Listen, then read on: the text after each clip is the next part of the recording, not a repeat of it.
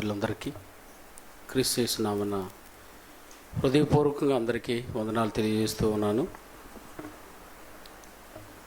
మరొక దినాన్ని బ్రతికే అవకాశాన్ని ప్రసాదించి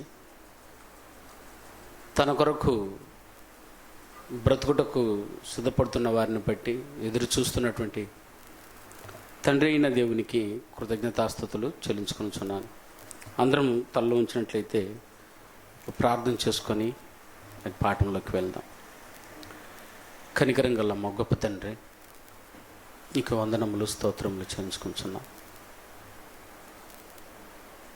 మరొక దినాన్ని మాకిచ్చి అందులో మీ ప్రియకుమారుడైనటువంటి యేసుక్రీస్తు వారు పునరుద్ధానాన్ని జ్ఞాపం చేసుకునే ఒక అవకాశాన్ని మాకు ఇలా ప్రసాదించినందుకు మీకు వందనాలు చెల్లిస్తూ, ఈ ఆరాధనలో నువ్వు కోరుకునే విధంగా నేను ఆత్మతోనూ సత్యంతోనూ నేను ఆరాధించే మహాభాగ్యాన్ని ఇచ్చి నడిపించగలరని సన్నిధి ప్రార్థిస్తూ, చెప్పే ప్రతి మాట మా జీవితాలకు గుణపాఠమై పరలోకానికి చేరుకునేలా మా వ్యక్తిత్వాన్ని మార్చుకునే భాగ్యాన్ని ఇచ్చి నడిపించమని నా మాటలను మా ప్రభువును మా రక్షకుడైనటువంటి క్రీస్తు ఉన్నతమైన నామాన్ని ప్రార్థన అడిగి వేడుకొంచున్నాం తండ్రి, ఆమేన్.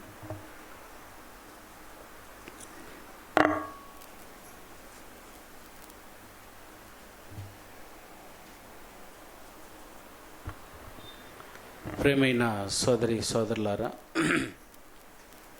గత ఆదివారం మనము చలికానికి కీడు చేయకూడదు అన్నటువంటి అంశాన్ని గురించి ఆలోచించాం.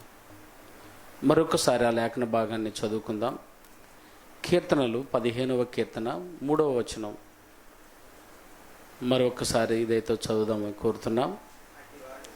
అటివాడు నాలుకతో కొండెమలాడడు, తన చెలికానికి కీడు చేయడు. తన చెలికానికి కీడు చేయడు ఎవడు? అతిథి. ఓకేనైనా?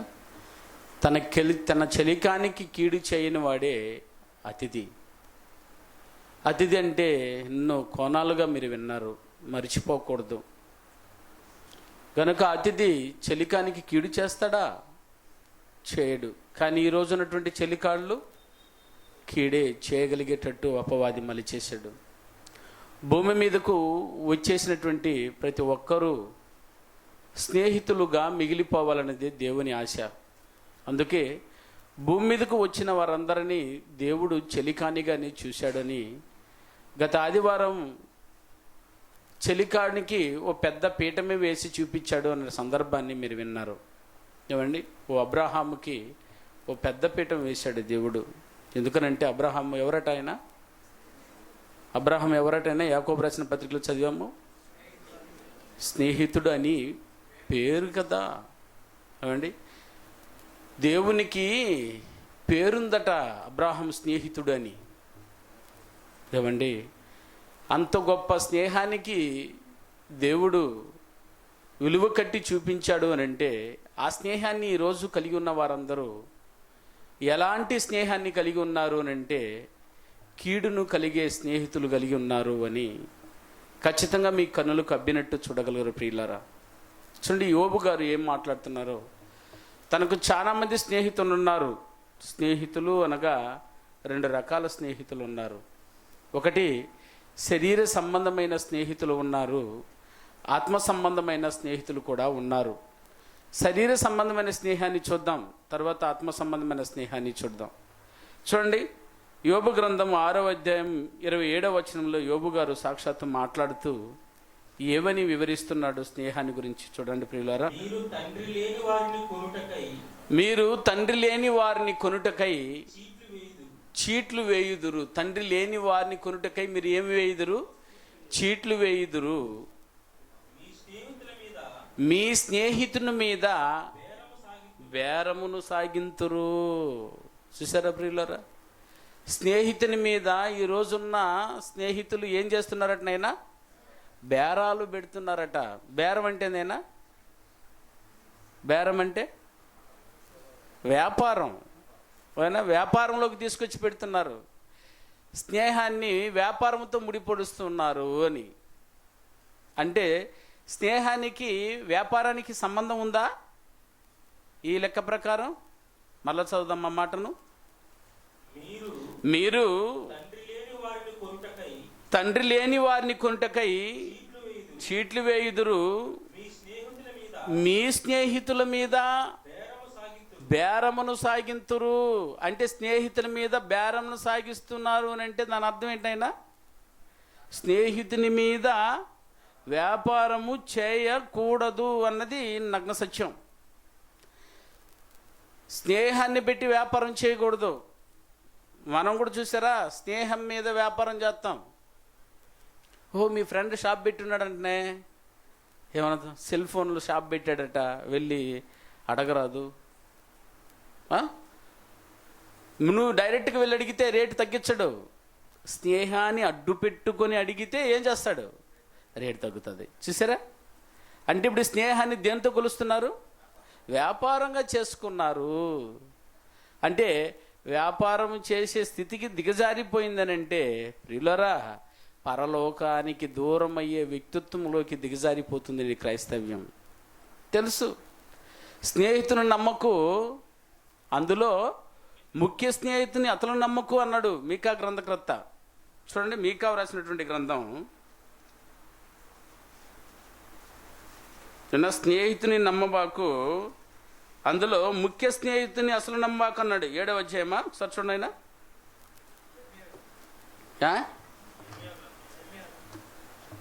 మీకా కదా, మీకా గ్రంథం ఎన్నో అధ్యాయం? 5వ అధ్యాయము 7వ వచనం చూడండి. అయినా 7వ అధ్యాయం 5వ వచనం, క్షమించండి, మీకా 7వ అధ్యాయము 5వ వచనం. స్నేహితుని యందు నమ్మిక ఎంచవద్దా? ఎంచమంటున్నాడా? మరి స్నేహితుడు కావాలంటారే, స్నేహితునికి పెద్ద పీట వేశారని చెప్తున్నారే. ఏనన్నా అర్థమవుతుందా? స్నేహమును కలిగి ఉండండి అని గత వారం అంతా విన్నారు. ఇప్పుడు వచ్చేలోపు ఏమంటున్నాడు నాయనా? స్నేహితుడిని నమ్మొద్దు అంటున్నాడు. ఇదేంటినైనా అంటే ఏ స్నేహితుని నమ్మొద్దు? బేరం చేసే స్నేహితుని నమ్మవద్దు. అర్థమైందా? బేరం చేశారు కూడా, స్నేహం పైన ఏం పెట్టాడు? వ్యాపారం పెట్టాడే, ఆ స్నేహితుని నమ్మవద్దు. కింద ఏమన్నాడు? ఇప్పుడు మళ్ళా చదవనన్నా, స్నేహితుని నమ్మవద్దు, ముఖ్య స్నేహితుని నమ్ముకొనవద్దు. ముఖ్య స్నేహితుని అసలు నమ్ముకొనవద్దు అంటున్నాడు. అని అంటే ప్రియులరా, వ్యాపారం చేసేవారు, వీరి మీద లాభము సంపాదించుకోవాలనుకునేవారు స్నేహానికి పెద్దపీట వేయలేరు. ప్రియులరా, ఎక్కడైనా తేడా జరిగిందంటే ఇంక స్నేహం కట్ అయిపోతుంది. అందుకనే ఆయన మాట్లాడుతూ స్నేహం ఎలాంటిది అని అన్నాడు. ఆయన స్నేహితునికి అదే సామెతల గ్రంథం 17 వచనంలో, నిజమైన స్నేహితుడు విడువక ప్రేమించునంటే, వ్యాపారం చేసే స్నేహితుడు ఏ రోజైనా ఏం చేస్తాడా? విడిచేస్తాడు. లావాదేవీల దగ్గర ఏమైనా బెసికిందట వెంటనే ముందు కట్ అయిపోతే ఏదైనా ఫ్రెండ్షిప్ కట్ అయిపోతుంది. అందుకని ఫ్రెండ్షిప్ దగ్గర వ్యాపారాలు పెట్టుకోరు ఎక్కువగా. కానీ ఎక్కువగా ఫ్రెండ్సే వ్యాపారం పెట్టుకుంటామని ముందుకు వస్తారు. ఎంతమందిని చూసాం మనం, స్నేహితులుగా వచ్చి వ్యాపారం ప్రారంభించేసి తూర్పు పక్క ఒకరు, పడమర పక్కన ఒకరు చెదిరిపోయి కూర్చొని ఉన్నారు. చాలామంది స్నేహితుల్ని మనం పరిశీలించగలం ప్రియులరా. అందుకని స్నేహాన్ని వ్యాపారంతో కొలవద్దు అంటున్నాడు. స్నేహితుని ఎంతవరకు ప్రేమించాలట? కడవరకు ప్రేమించు అని అంటే, ఈరోజు స్నేహానికి అందరూ ప్రియులారా ద్రోహాలు చేసేయడానికి ప్రారంభించేశారు. చిన్నప్పుడు ఇప్పుడు చదువుకొని ఏమంటే ఫ్రెండ్స్ అయి ఉంటారు, వారు వ్యాపారం పెట్టుకుంటారు, ఎక్కడో కలిసి హ్యాపీగా ఉండాలి, ఒకరుగా ఉండాలని. వారు వ్యాపారంలో పార్ట్నర్ అయ్యిందే వారిద్దరూ స్నేహం ఇంకా కొనసాగించాలని. కానీ వ్యాపారం పెట్టుకొని వారి స్నేహాన్ని ఏం చేసుకుంటారనైనా దూరపరుచుకుంటూ ఉన్నారు. అట్లాంటి స్నేహం వద్దు. అందుకని స్నేహితునికి ఏం చేయవద్దు అంటున్నాడు? చెలికానికి కీడు చేయవద్దు. ఎవరైనా పరలోకానికి వెళ్ళాలనుకుంటూ ఉన్నారా? మీరు స్నేహితునికి ఏం చేయవద్దునైనా? కీడు చేయవద్దు. అంటే స్నేహితునికి నువ్వు మేలు చేయకపోయినా పర్వాలేదు, కానీ కీడు మాత్రం చేయకు అని పెద్దలు సామెత చెప్తారు. ఎప్పుడైనా స్నేహితుడికి ఏదైనా విలువైన మాట చెప్పాలంటే వారు తీసుకొచ్చి మొదట చెప్పే మాట ఇది. ఏదైనా నీ స్నేహితునికి నువ్వు మేలు చేయకపోయినా పర్వాలేదు, కానీ ఏం చేయి మాకు కీడు. కానీ స్నేహితునికి మేలు చేయి అన్నది వాక్యం, అవునా? మేలు చేయి అన్న మాటకు అందరూ చెప్పే సలహా ఏదంటే మేలు చేయకపోయినా పర్వాలేదట. చూసారా? మేలు చేయకపోయినా పర్వాలేదు, ఏం చేయి మాకు అని అనగా కీడు మాత్రము స్నేహితునికి చేయకూడదు. అనగా శరీర సంబంధమైన స్నేహానికే కీడు చేయకూడదంటూ ఉంటే, ఐ మీన్ 70 లేక 80 సంవత్సరాల భూమి మీద ఉన్న ఈ స్నేహానికే కీడు చేయకూడదనంటే, యుగ యుగములు దేవునితో పాటు దేవుని రాజ్యములో కొనసాగించే ఆ నిజ స్నేహితునికి అస్సలు కీడు చేయకూడదు. అందుకని ఈరోజు చదివిన లేఖన భాగంలో గొప్ప మాటను యోహాను గారు పలుకుతున్నారు. ప్రియులరా, యోహాను రాసిన 3వ పత్రిక 11వ వచనంలో ఆయన గొప్ప మాటను రాశాడు. దేవుడు ఏమని రాయించాడు చూడైనా? ప్రియుడా, ప్రియుడా, చెడు కార్యములు కాక మంచి కార్యములను అనుసరించే నడుచుకునుము. ఎవరికే నీ కీడు చేయవద్దు, మంచి చెయ్యి నా ప్రియుడా. ఏమండి, సోదరి మనులకు కూడా దేవుడు ఆజ్ఞాపిస్తున్నాడు. మేలు చేయకపోయినా పర్వాలేదు నాయనా, మీరు ఏం చేసుకోకుండా ఉండండి, కీడు చేసుకోపోకండి. నిజంగా స్నేహితుడు అని అంటే శరీర సంబంధమైన స్నేహితులు అనుకుంటే పొరపాటు. ఆత్మ సంబంధమైన స్నేహితులు కూడా ఉన్నారు. ఆత్మ సంబంధమైన స్నేహితులు ఎవరినైనా, ఆత్మ సంబంధమైన స్నేహితులు ఎవరట? యోహాను సువార్త ఒకసారి చూడండి. యోహాను సువార్త 15వ అధ్యాయం 14వ వచనాన్ని దయతో చదువుదాం. యోహాను సువార్త 15వ అధ్యాయం 14వ వచనం. నేను మీకు ఆజ్ఞాపించు వాటిని, యేసుప్రభు వారు అంటున్నారు, నేను మీకు ఆజ్ఞాపించు వాటిని చేసిన ఎడల మీరు నాకు స్నేహితులయ్యుందురు. ఇది ఆత్మ సంబంధమైన స్నేహితులు. దేవుని యొక్క వాక్యాన్ని, దేవుని యొక్క ఆజ్ఞను ఎవరైతే కైకొని చేస్తూ ఉన్నారో వారందరూ క్రీస్తుకి ఏమవుతారట? స్నేహితులు. దేవునికే స్నేహితులైతే అర్థమైందన్నా? మరి యేసుక్రీస్తు ఆజ్ఞాపించిన వాటిని చేసుకుంటున్న వారు ఒకరికి ఒకరు ఏమవుతారు? రవి, నువ్వు చేస్తున్నావు, నేను చేస్తున్నాను, నీకు నాకు సంబంధం ఏంటి? అర్థమైందా? నువ్వు దేవుని ఆజ్ఞాపించిందే చేస్తున్నావు, నేను దేవునికి ఆజ్ఞాపించిందే చేస్తున్నానంటే మనమిద్దరము యేసుక్రీస్తు వారికి ఏమవుతాము? స్నేహితుడు అయితే మరి నీకు నాకు ఏ సంబంధం? కాదా? చెప్పండి ప్రియులారా. ఇది స్నేహాన్ని గురించి మాట్లాడింది ఆయన. కీర్తనల గ్రంథం 15వ కీర్తనలో ఉన్న సారమంతా ఎవరట? ఆ అతిథి. అక్కడ చెప్పబడుతున్న అతిథి ఎవరు? ఎవరిని గురించినైనా మాట్లాడుతున్నది? క్రీస్తుని గురించినైనా. అధ్యాయం అంతా ఎవరిని గురించి మాట్లాడుతుంది? క్రీస్తుని గురించి. అవునా? యెహోవా నీ గుడారములో అతిథిగా ఉండదగిన ఎవడు? నీ గుడారములో అతిథిగా ఉండదగిన వాడు ఎవడు? అది ప్రశ్న. దానికి సమాధానం ఎవరండి? ఆయన యేసుక్రీస్తు వారిని చదవండి చాలు. ఇప్పుడు ప్రతి ప్రశ్నకు సమాధానాన్ని మీరు ఎత్తి చూడగలిగితే ఎంత బాగుంటుంది. కీర్తన ఇప్పుడు ఒకసారి చదువుదాం. అసలు కీర్తన చదవడమే చాలామందికి రాదు.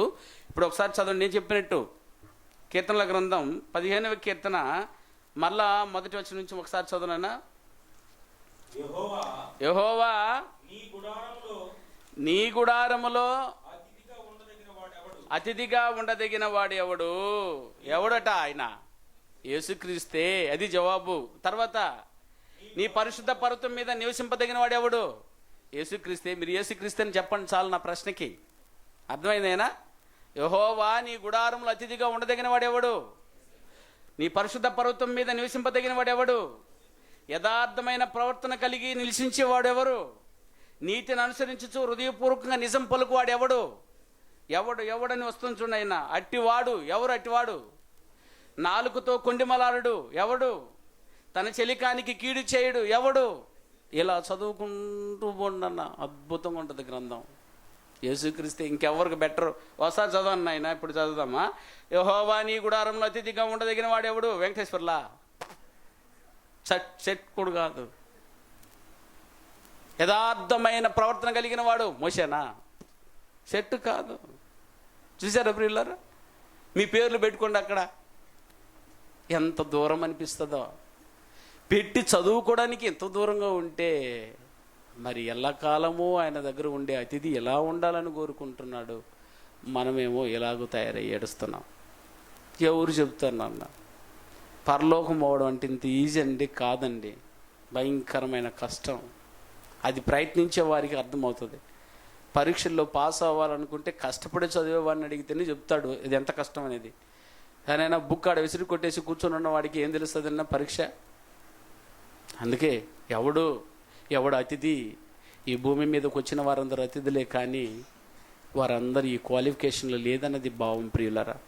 ఇప్పుడు చెప్పున ఆయన నా ఆజ్ఞ ప్రకారం చేయవారు, నేను ఆజ్ఞాపించి వాటిని చేయువారే నాకు స్నేహితులు అన్నప్పుడు ఆయన ఆజ్ఞాపించి వాటన్నిటిని చేయు ఒకరికి ఒకరు ఏమవుతాము? స్నేహితులు. ఈ స్నేహితునికి ఏం చేయకూడదట, అది దాని అర్థం. అర్థమైనా? కీడు చేయవద్దు, చెలికానికి కీడు చేయవద్దంటే ఆ నిజమైన చెలికాడు ఎవరినైనా, అది నీ పక్కన కూర్చున్నదే ఆమె, నీ పక్కన కూర్చున్నాడే ఈయనే నీ చెలికాడు. ఇతనికి ఏం చేయమాకు నాయనా, కీడు చేయమాకు. ఎవరికి? నీ చెలికానికి. నీ చెలికాడే నీ సహోదరుడు. అర్థమైందా? నీ స్నేహితుడు ఎవరంటే నీ సహోదరుడు. ఆత్మీయంగా బాప్తీసం పొందినవాడే నీ సహోదరుడే, ఆడే నీ స్నేహితుడు. చెప్పాము స్నేహాన్ని ఆయన ఎంత గొప్పగా ఆస్వాదిస్తున్నాడనంటే తమ పిల్లలందరినీ స్నేహితులుగా చూడాలనుకుంటున్నాడు. తమ పిల్లలుగా కొడుకు కుమార్తెలుగా ఉన్న ఒకరికి ఒకరు కూడా స్నేహితులుగా ఉండాలని కోరుకుంటున్నాడు.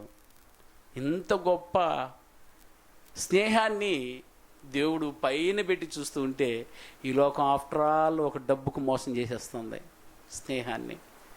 ఎంత విలువైనది. స్నేహంతో వ్యాపారం చేయకరా డైలాగ్. ప్రేమను దుర్వ్యాపారం చేయకురా. ప్రేమ గొప్పదే, కానీ దాని వ్యాపారం దుర్వ్యాపారం. అర్థమవుతుందా? అందుకే మీరు స్నేహాన్ని దేవుడు చెప్పినట్టు చూడగలిగితే ఎంత పవిత్రంగా కనిపిస్తుందో చూడు. ప్రియుడా, యోహాను రాసినటువంటి పత్రికలో, ప్రియుడా చెడు కార్యములను కాక అన్నాడు. చెడు కార్యములను కాక మంచి కార్యములను అనుసరించి నడుచుకునుము. మేలు చేయువాడు దేవుని సంబంధి, కీడు చేయువాడు అసలు దేవుణ్ణి చూడలేదట. ఎవరేని కీడు చేస్తున్నారు అని అంటే ఎవరికి కీడు చేస్తున్నారా? దేవుని కీడు చేస్తారా? ఎవరిని కీడు చేస్తారు? కనబడే సోదరునికి కీడు చేస్తున్నారంటే కనబడే సోదరుడు ఎవరన్నమాట. ఆ కనబడే సోదరులు దేవుణ్ణి చూడలేదు వాడు. కనబడి సోదరునిలో అదే చెప్పాను, మీకు కనబడాల్సింది వ్యక్తి కాదు, మీరు ప్రేమించలేరు. ఆ వ్యక్తిలో ఉన్న క్రీస్తును చూడండి. పక్క సహోదరుని ప్రేమించలేము, కానీ ఆ సహోదరులు ఎవరిని చూడండి. నీకు నచ్చిన మొహం కనబడుతుంది అనుకో, ఆ మొహం చూడవాక అక్కడ అందులో తేజస్సు అయినటువంటి క్రీస్తు యొక్క మొహాన్ని చూడు. ఆ వ్యక్తి దగ్గర నువ్వు చూడలేవు, ఆయన వ్యక్తిత్వాన్ని చూడలేవు, కానీ క్రీస్తు యొక్క వ్యక్తిత్వాన్ని పరిశీలించి చూడు, ఎంత గొప్పగా కనబడుతుందో. అందుకని సోదరి మనకు చెప్తున్నాడు, మేలు చేయువాడు దేవుని సంబంధి, ఆయనే అతిథి. కీడు చేయువాడు దేవుణ్ణి చూడని వాడమ్మా. సహోదరుని చూడలేని మనసు లేనివాడు, సోదరుని చూడలేకపోతున్నాడనంటే వాడు దేవుణ్ణి చూడలేనివాడని. నీ కనబడే సహోదరుని నువ్వు ప్రేమింపని ఎడల కనబడని ఆ దేవుని నువ్వు ఎలా ప్రేమిస్తావు అన్నది యోహాను గారు. అర్థమవుతానైనా? కాబట్టి ఈయన పలుకుతున్న బాధను ఒకసారి అర్థం చేసుకోండి. ఏమంటున్నాడు? ప్రియుడా చెడు కార్యములను కాక మంచి కార్యములను అనుసరించు. చెడు కార్యములు వద్దునైనా, నువ్వు మంచి చేయకపోయినా పర్వాలేదు. ఇంకొక మాట చెప్పాలంటే నువ్వు చెడు మాత్రం చేయకుంటున్నాడు. నువ్వు మంచి చేయకపోయినా పర్వాలేదు, నువ్వు చెడు చేసుకో మాకు. రోమీలకు రాసిన పత్రిక 12వ అధ్యాయము 17వ వచనంలో పౌలు గారు ధీటుగా మాట్లాడుతున్నటువంటి ఈ మాటను ఆ రోజు అన్యజనులుగా ఉండి క్రైస్తవ్యాన్ని స్వీకరించినటువంటి వారికి ఈ ఉత్తరాన్ని రాస్తూ పౌలు గారు ఎంత ప్రాధేయపడి మాట్లాడుతున్నాడు. ఈ మాటను దయచేసి చూడండి ప్రియులారా. 12వ అధ్యాయం 17వ వచనం, రోమీలకు రాసిన పత్రిక. కీడుకు ప్రతి కీడు ఎవనికిని చేయవద్దు అన్నాడు ప్రియులారా. చూసారా, కీడుకు ప్రతి కీడు ఎవనికిని చేయవద్దని ఎవరికి రాశాడు? రోమాలో ఉన్న పట్టణానికా, సంఘానికా? సంఘంలో ఉన్న సభ్యులకు, అనగా సోదరి మనులే మీ స్నేహితులు అన్న సంగతి మర్చిపోబోకండి. నీకు మంచి స్నేహితుడు ఆయన సంఘంలో. స్కూల్లో ఉన్నాడంటారు, సంఘంలో లేడా? స్కూల్లో మంచి స్నేహితుడు ఉన్నాడంటారు, కాలేజీలో మంచి స్నేహితుడు ఉన్నాడంటున్నారు, ఉద్యోగంలో బెస్ట్ ఫ్రెండ్ ఉన్నాడంటున్నారు, వ్యాపారంలో ఫ్రెండ్ ఉన్నాడంటున్నారు. మరి సంఘంలో సోదరుడు ఎందుకు నీకు ఫ్రెండ్ లేడు? సంఘంలో నువ్వు ఎందుకు ఫ్రెండ్ అని కలిగి ఉండలేదు? ఏమండి, యేసుక్రీస్తు వారే స్నేహానికి మొదటి మెట్టిచ్చినప్పుడు సహోదరులు మన స్నేహానికి ఎందుకు అవకాశం ఇవ్వలేకపోయారు? ఎందుకు సోదరుని స్నేహితుడిగా చూడలేకపోతున్నావు? ఎందుకు భార్యను స్నేహితుడిగా చూడలేకపోతున్నావు? ఎందుకు కొడుకును స్నేహితులుగా చూడలేకపోతున్నావు? ఈ లోకమందు ఉన్నవారు స్నేహితులుగా చూస్తున్నారే. కొడుకుని ఏమంటాడు తెలిసిన ఆయన? ఎప్పుడైనా నీతో అబ్బా నాన్నలాగా ప్రవర్తించానంటారా? నీతో ఎవలా ప్రవర్తించానంటాడా? ఒక ఫ్రెండ్ లాగా ట్రీట్ చేయలేదా అంటాడు. ఇద్దరు భార్యాభర్తలను కూడా చూడు, పేర్లు పెట్టి పిలుస్తుంటారు. ఒరే, ఎవరు భార్య, ఎరా అంటది. ఏమ్మా అంటాడు ఆయన. ఏంది ఇలా మాట్లాడుకున్నారంటే, ఫ్రెండ్షిప్ అండి మాది, మేము భార్యాభర్తలం కాము అని అంటే ఏం మర్చిపోయారట? వారు భార్యాభర్తలందరూ మర్చిపోయారు, వారు ఫ్రెండ్స్ అయ్యారని అంటే మరి సంఘములో నీ సోదరుని ఎందుకు అలా చూడలేదు ప్రియులారా? కారణం ఏం కనబడుతుందట? కీడుకు ప్రతి కీడు కనబడుతుంది ఇక్కడ. అనగా సోదరి మనలు ఒకరికి ఒకరు కీడును కలిగి చేసుకుంటున్నారు రోమా సంఘంలో. ఎందుకంటే అన్ని జనులైనా వారు దేవుని మనసును సరిగా అర్థం చేసుకున్నటువంటి వారు ఆ సంఘంలో ఉన్న వారందరూ. అందుకని ఆ సంఘంలో ఉన్న వారందరినీ చూసి మాట్లాడుతున్నాడు. నైనా కీడుకు ప్రతి కీడు ఎవనికిని చేయవద్దంటే వాళ్ళు ఏం కలిగి ఉన్నారని అర్థం. రాని అదే పని మీద ఉన్నారు వాళ్ళు, అదే పత్రికనైనా. వారి పాదాలు ఎలా బరిగిస్తున్నాయి అన్నాడు తెలుసా 10వ అధ్యాయానికి వచ్చేలోపు? ఒకసారి చూడండి ఆ మాటను కావాల్సి ఉంటే. వెనక నుంచి మాట్లాడుకుంటూ 12వ అధ్యాయానికి వచ్చిన సారం అది. కానీ 3వ అధ్యాయము 10వ వచనం నుంచి చూడండి. రోమీలకు రాసిన పత్రిక 3వ అధ్యాయము 10వ వచనం నుంచి. ఇందుగూర్చి వ్రాయబడినది ఏమనగా, నీతిమంతుడు లేడు, ఒక్కడును లేడు, గ్రహించేవాడు ఎవడును లేడు, దేవుని వెదకువాడు ఎవడును లేడు, అందరూ త్రోవ తప్పి ఏకముగా పనికి మాలిన వారై ఉన్నారు. ఏ పనికి మాలిన వారై ఉన్నారటైనా? ఏ పనికి మాలిన వారై ఉన్నారు? అది స్నేహానికి పనికి మాలిన వారు ఆరైపోయి ఉన్నారు. మనం పాఠం ఏదో దానికి తగ్గట్టు ఆ రెఫరెన్స్ చదువుకోవాలి మనం. అర్థమైందా? దీనికి పనికి మాలిన వారే అయిపోయారని అంటే స్నేహం లేదంట. కీడుకు ప్రతి కీడు ఎలా చేస్తున్నారు కింద వివరిస్తున్నాడు చూనైనా. వారు మేలు చేయువారు లేరు, అంతే. ఏం చేస్తున్నారు అర్థం? కీడే చేస్తున్నారు. ఒక్కడున్న కూడా లేదటనైనా సంఘంలో. వారు గొంతుకు తెరిసిన సమాధులు. తమ నాలుకతో ఏం చేస్తున్నారు? ఫ్రెండ్షిప్ వ్యాపారం, ఫ్రెండ్షిప్ మోసాలు, ఫ్రెండ్షిప్ చెప్పి అమ్మేస్తున్నాడు. చూసారనైనా? ఏదైనా తీసుకొచ్చి అమ్మేయాలంటే ఎవరికి అమ్మేస్తున్నారా? ఏదో తెలియని వానికి మొహం మీద కొడతాడు. అదేందో గేర్లేస్తా తీసుకొచ్చేసి తంట కట్టారు కొంతమందికి. అవునైనా? ఇంత గట్టు అంత వస్తుంది, ఇంత గట్టు అంత వస్తుంది అన్నాడు. మనీ స్కీమ్, ఇంత గట్టు అంత గట్టు వస్తుంది అన్నారు. అవునా? తీసుకొచ్చి కట్టేశారు. ఎవరికి ఇస్తే సరిపోయిద్ది అనుకున్నారంటే, ఓ క్రైస్తవ్యంలో స్నేహం ఉందిరా, అది తీసుకొచ్చి వ్యాపారం చేయి. ఆ మనీ స్కీమ్ వాడు తీసుకొచ్చాడు, ఏదో క్రైస్తవ్యంలో ఉన్నటువంటి స్నేహానికి గండిగట్టాడు, తీసుకొచ్చి పెట్టాడు, కట్ అయిపోయింది. కొంతమంది పాస్టర్లు ఇంకా చర్చికి కూడా పోవట్లేదంట ఆయన కొన్ని సంఘాలకి.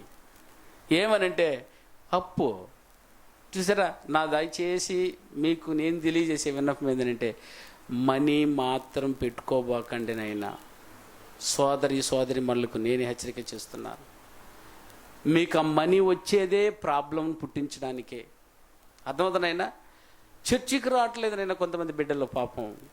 ఏమనంటే వీనికి ఇంత ఇవ్వాలా, ఆయనకి అంత ఇవ్వాలా, అది ఇవ్వలేకపోయాం, ఒకరు మొహరు ఒకరు చూసుకోలేమని. ఈ గొడవే వద్దు నాయనా, ఆ వ్యాపారం మీద బయట చేసుకోండి. వద్దు, నువ్వు దీనివల్ల ఓ వ్యక్తిత్వాన్ని పోగొట్టుకుంటున్నావు, నువ్వు తండ్రిని ఆరాధించడానికి రాకుండా పోతున్నావు, దీనికి గండి పడుతుందని అంటే ఇట్టి వ్యాపారం అవసరమే లేదు నాయనా. అందుకే చూడండి ఈ మాటలు ఎంత భయంకరంగా ఉందో. ఇప్పుడు చదువునైనా ఒక్కరును లేదయ్యా, ఆలోచించేవాడు ఒక్కడు కూడా లేదు, అందరూ త్రోవ తప్పి ఏకముగా పనికి మాలిన వారై ఉన్నారు, మేలు చేయువారెవరును లేరట. అందరూ సంఘంలో ఉన్నవారందరూ కీళ్లు చేసుకుంటున్నారంటే వ్యాపారం అంతా క్రైస్తవుల మీద అనగా స్నేహితుల మీద పెట్టేసుకున్నారు. ఇక వారు గొంతుకు తెరిచిన సమాధులు అంటే ఏందని అర్థం, కంపు కొడుతుంది వారి మాట. పైకి మాత్రం స్నేహితుని దగ్గర వెళ్ళి మాట్లాడుతుంటే ఎంత బాగుంటుందైనా వాడు సహిస్తూ వింటూ ఉంటాడు. ఎన్నిసార్లు అడుక్కుంటున్నాడు నా సోదరుడు, చేసేద్దాం అని అనుకుంటాడు. అదే కింద ఇంకేమన్నాడు, తమ నాలుకతో మోసం చేస్తున్నాడు. ఏది, ఎవరిని? సోదరుని మోసం చేస్తామన్నా వద్దయ్యా, మేలు చేయకపోయినా పర్లేదన్ననే, కీడు చేయవద్దు అని దేవుడు మాట్లాడుతున్నాడు. ఏది, ఏ పత్రికలో? యోహాను రాసిన పత్రికలో.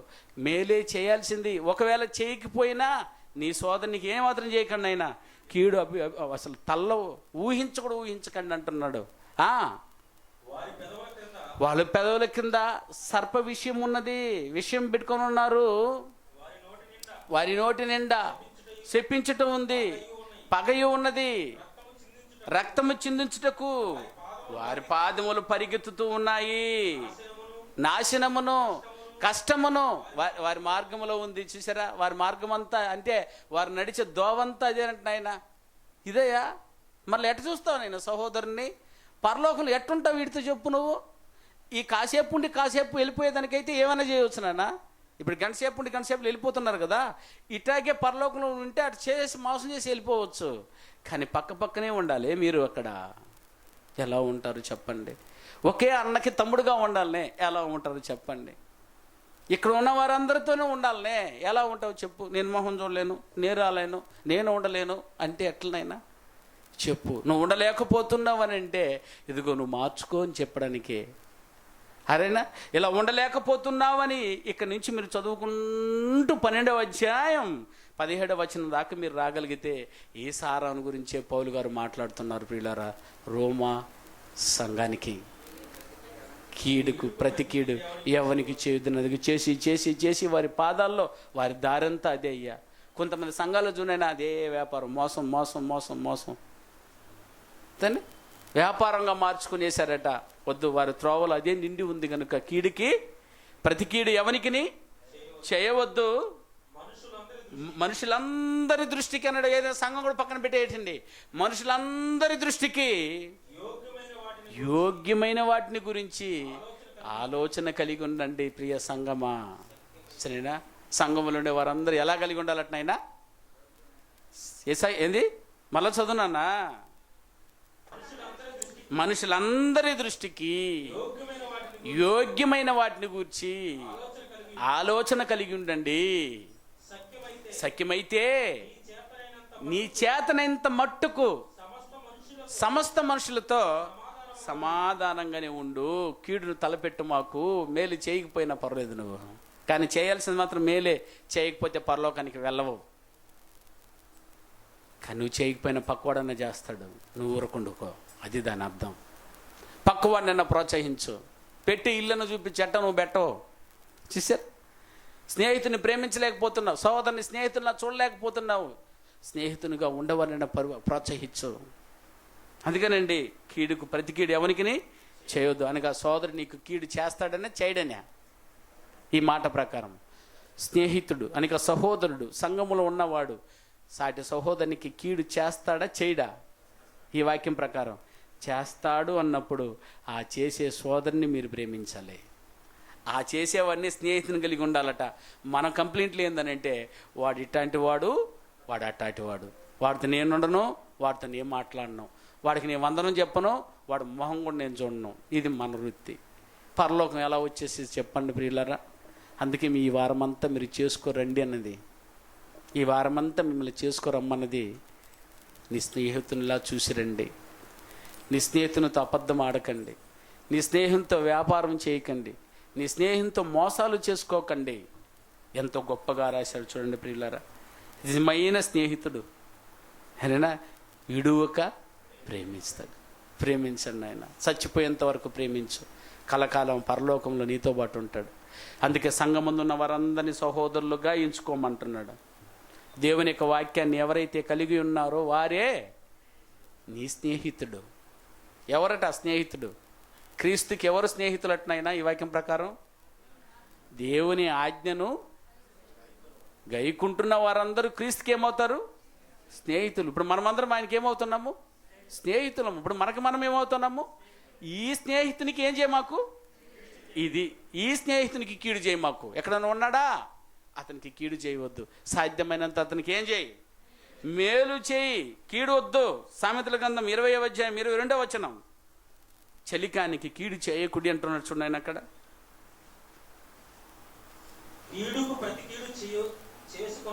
కీడుకు ప్రతి కీడు చేసుకొనవద్దు అంటే చేసుకుంటున్నారు కనుక చేసుకొనవద్దు. యెహోవా కొరకు కనిపెట్టుకునుము, ఆయన నిన్ను రక్షించును. చూసారా, నేనేం చేయాలా ఇటు చేస్తూ ఉంటానంటే అది అతనికి వదిలిపెట్టేసేయి అంటున్నాడు ప్రియులారా. సోదరుడు నాకు అన్యాయం చేస్తున్నాడు, ఓకే సహించు. కీడుకు ప్రతి కీడు చేయమాకు. ఎవరికి చోటివ్వు? రోమీలకు రాసిన పత్రికలో దేవునికి చోటి. అదేనా రోమీలకు రాసిన పత్రిక 9వ అధ్యాయం.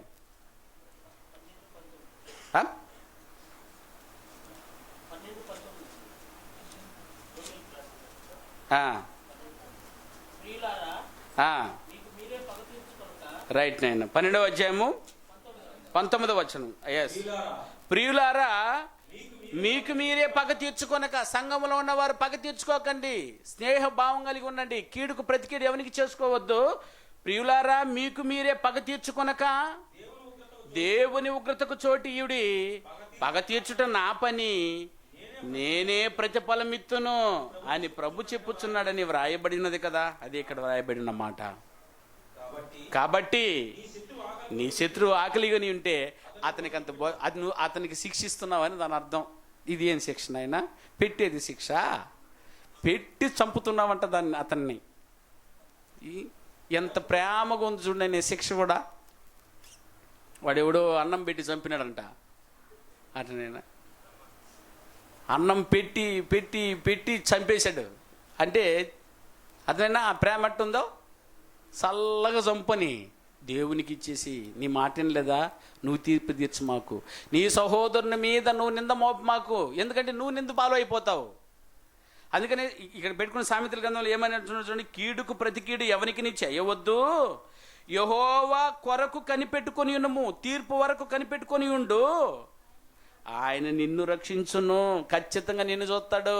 ఎలాగంటే ఇది ఎలాగట్టనైనా. కాబట్టి నీ శత్రువుకి ఆకలి కొని ఉంటే అతనికి భోజనం పెట్టుము, దప్పికొని ఉంటే దాహానికిమ్ము, అలాగూ చేయటం వలన అతని తల మీద నిప్పులు కుప్పగా పోయిదువు. కీడు వలన జయింపక మేలు చేత కీడును జయించుము. మేలు చేసి కీడును ఏం చేయండి? జయించు. అంటే దీన్ని బట్టి అర్థమవుతుందన్న, ఎవరిని ద్వేషిస్తున్నారో వారిని మీరు ఎక్కువగా ప్రేమించాలట. వారికి పూల మొక్కలు ఎక్కువ పెంపండి, వారికి తిండి ఎక్కువ పెట్టండి. లైన్లో బంతులు కూర్చున్నాడు మాట్లాడుకుంటున్నాను అనుకో, ఎట్ట మాట్లాడు కాబట్టి కుమ్మరించు వాడికి. అతనైనా తిను, ఏంద్ర ఎట్ట పెడుతున్నాడు ఈడనుకోవాలా. అర్థమవుతున్నా? నన్ను తినడానికేనా లేకపోతే నన్ను ఏమేం చేయడానికి ఇతను? నీ ప్రేమ అలాగ ఉండాలట ప్రియుల. ఎంత విడ్డూరంగా ఉందనైనా పరలోకం. మనకులాగా బ్రతికిపోయి పరలోకం కావాలనుకుంటున్నాము. ఇది ఎంత సాధ్యమని చాలాసేపు బుర్ర బిక్కుంటున్నాము, అర్థం కావట్లేదు. ఇది ఇక్కడేమో ఒక రీతిగా ఉంది, అక్కడేమో ఒక రీతిగా ఉంది, కానీ పరలోకం ఏమో కావాలి, కానీ మన బ్రతికేమో మారలేకపోతుంది. అబద్ధం ఆడకూడదన్నామో సరాసరి ఉండలేకపోతున్నాము. అవును కదా నైనా? ట్రై చేస్తున్నారు, అసలు ట్రై చేయండి. ఎంత బాధ అనిపిస్తుందో. వెంటనే అది చెప్పకముందు గుర్తుంటే పర్వాలా, చెప్పేసిన తర్వాత గుర్తు వస్తుంది. వెనక చేరి చెప్పేవే, నువ్వు చెప్పావే. అర్థమవుతుందా ప్రియులరా? అవునండి, పోనండి ఈరోజు చెప్పకపోయాను, ఇంకొకసారి చెప్పకుండా ఉంటాం. ఇంతకు మునుపు చెప్పేసిన తర్వాత గుర్తొచ్చేది, ఇప్పుడు చెప్పక మునిపే దగ్గరొచ్చి కూర్చొని చెప్తాడు, నువ్వు అబద్ధం ఆడకూడదు, నువ్వు కొండిమలు ఆడకూడదు, నీ సోదరుని మీద అబద్ధ సాక్ష్యం పలకూడదు. ఎంత గొప్పదండి. అలవాట్లోకి వస్తే, అయ్యా మీకు నరకం తప్పదరా, నేను ఇతర నరకాగ్నికి వెళ్ళిపోతారు, అక్కడ ఏడుపు నువ్వు పండ్లు కొరుకుటి నువ్వు ఉందేనంటే కలత్తూరులో ఒక అబ్బాయి అన్నాడట, పోతే 4 రోజులు అలవాటు అయిపోద్ది పోసారు. ఏం మాట్లాడతావు నేను? మన బాడీ దేనికైనా అలవాటు అవుతుందట. ఏ నేర్చుకున్నాడు చూడండి, బాడీ దేనికైనా అలవాటు అవుతుందట. ఏం లేదు నైనా, ఈరోజు కష్టపడకుండా ఉండండి, సుఖంగా ఉన్నట్టే పెంచండి, అది అట్టగానే వెళ్ళిపోద్ది. నేను మంచి సుఖంగా అనుభవించే శరీరాన్ని తీసుకొచ్చేసి కష్టపెట్టండి, 4 రోజులు కష్టపడ్డామంటే 5వ రోజు అదే కష్టపడుతుంది, అలవాటు అయిపోతుంది. ఈ మొక్క ప్రకారం అడేమంటున్నాడు ఆయన, 4 రోజులు పోతే అక్కడ మాకేమైపోతుందా? అక్కడ శరీరం ఉంటే అలవాటు అవుతుంది, అక్కడ శరీరం లేదు కదరా. అర్థమవుతుందా? కాలేది ఏదది? ఆత్మ. కాలేది దేహం కాదు, నువ్వు. ఆ మాట అనడానికి కూడా అక్కడ నీకేమి లేవా? శరీరము లేదురా, తెలుసుకో.